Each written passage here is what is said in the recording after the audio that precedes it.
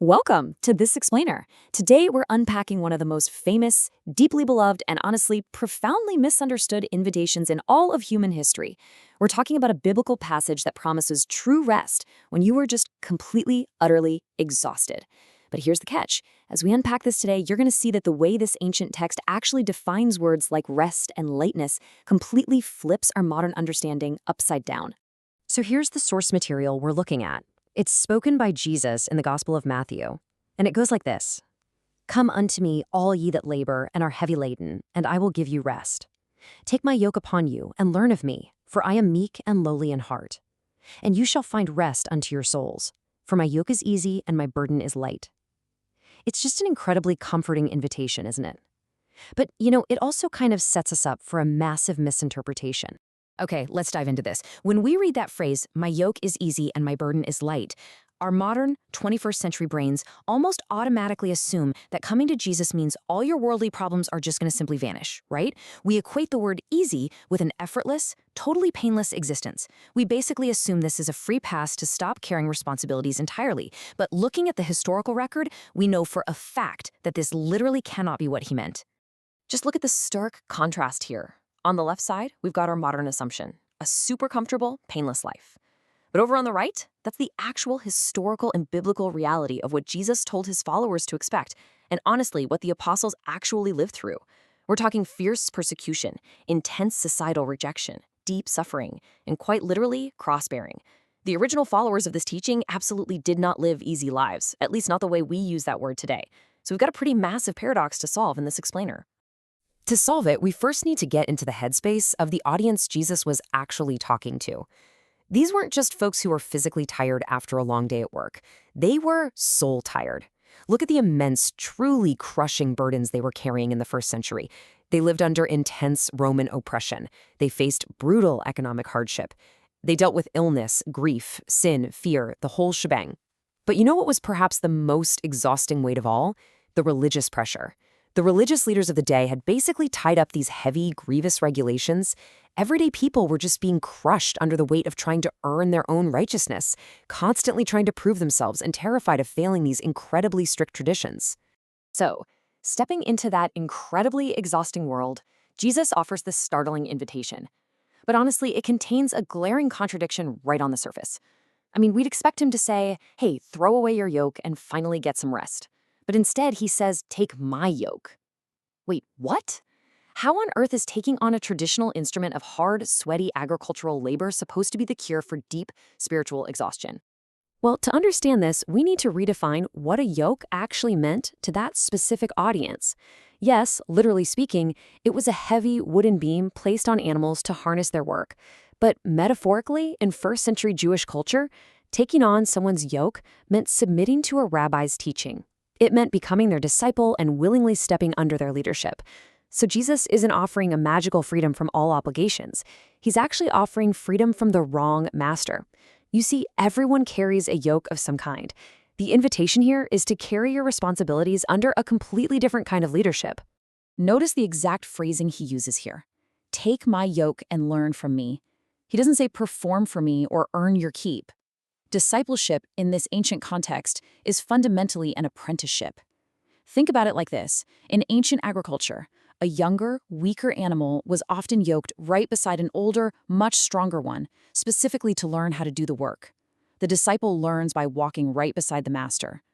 The deepest, most agonizing human exhaustion doesn't actually come from hard work.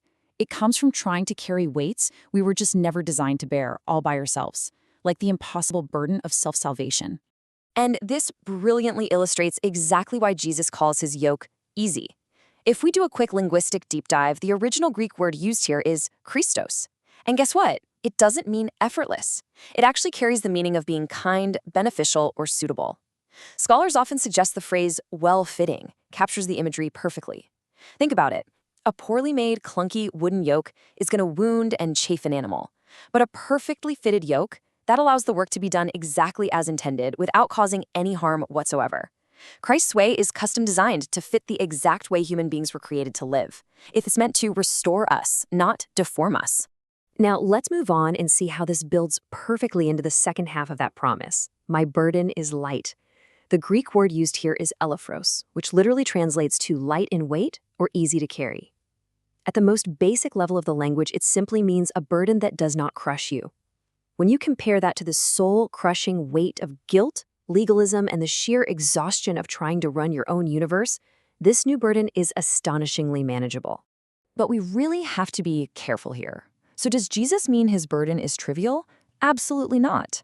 Following this path is definitely not meaningless or inconsequential. Building the kingdom, pursuing personal holiness, taking up a cross, these remain some of the most consequential, demanding, and difficult commitments a human being can possibly make. So he isn't saying, hey, what I give you doesn't matter. No, he's saying something much, much deeper about how we actually perceive weight.